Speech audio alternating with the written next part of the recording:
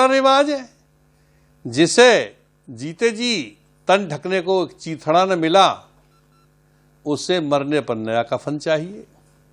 अरे कफन लाश के साथ जली तो जाता है, क्या रखा रहता है?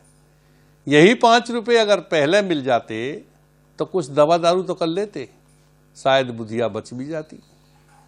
तब दोनों न जाने किस दैवी प्रेरणा से मधुशाला के सामने जा पहुंचे और पूर्व नियोजित व्यवस्था के अंतर्गत फिर घीसू गद्दी के सामने जाकर बोला, साहू जी एक बोतल हमें भी देना, और कफन के लिए उगाए गए चंदे से शराब ले ली तथा कुछ खाने पीने को भी ले लिया। ये संदर्भ साहित्य सम्राट मुंशी प्रेमचंद की कहानी से लिया गया है, जिसमें शराब को एक सामाजिक बुराई के रूप में दर्शाया गया है। वैसे 11 वर्ष पूर्व जन्मे मुंशी प्रेमचंद से 11 वर्ष पूर्व जन्मे महात्मा गांधी ने भी कहा था कि शराब केवल शरीर का ही नहीं अपितु आत्मा का भी नाश करती है। और प्रसिद्ध समाज सुधारक कवि कबीर ने भी कहा था कि अवगुण कहूं शराब का, अवगुण कहूं शराब का, आपा अहमक होय, और मानव से पशुआ भयो दाम गांठ को खोए। ये वीडियो अगर आपको अच्छा लगे तो दोस्तों को भी भेजें और सब्सक्राइब भी करें।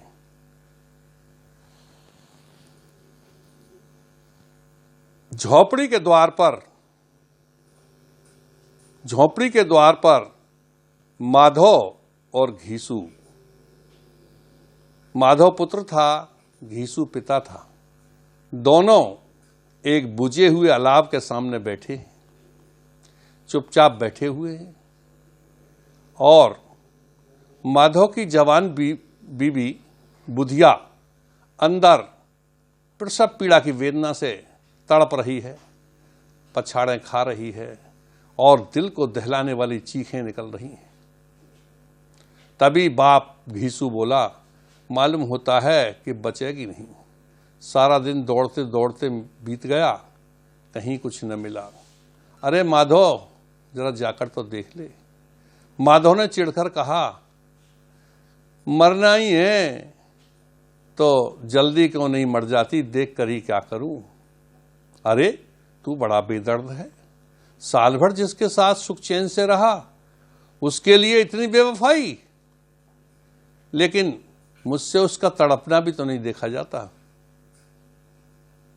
चमारों का कुनबा था और सारे गांव में बदनाम घीसू और माधव थे, पिता पुत्र थे। घीसू दोनों ही नंबर 1 दर्जे के हरामखोर थे। घीसू एक दिन काम करता तो 3 दिन आराम करता, और माधव तो इतना कामचोर था कि अगर आधा घंटा काम कर लिया तो 1 घंटा फिर चिलम पीता।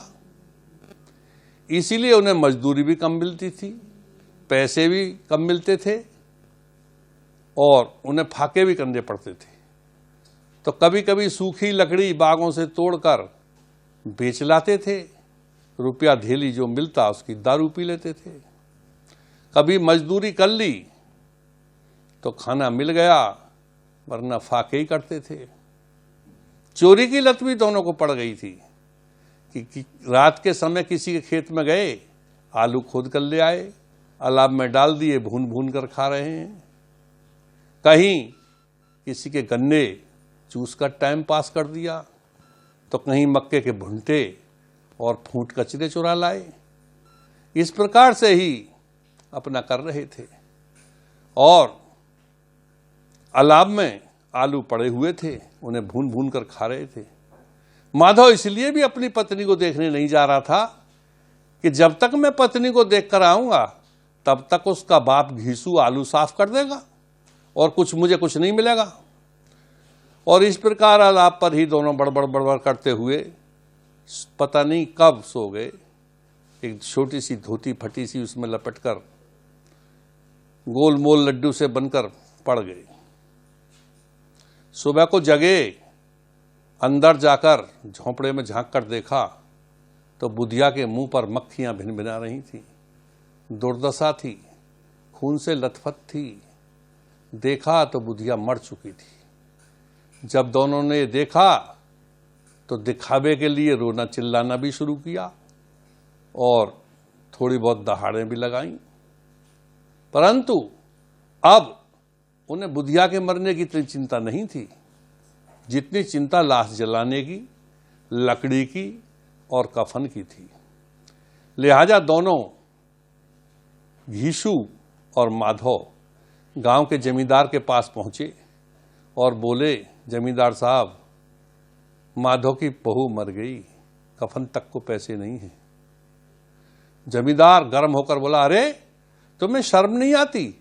जब तुमसे काम को कहते हैं तो बहाना बनाते हो और आज आए हो यहाँ नैन मुताने, भाग जाओ यहां से।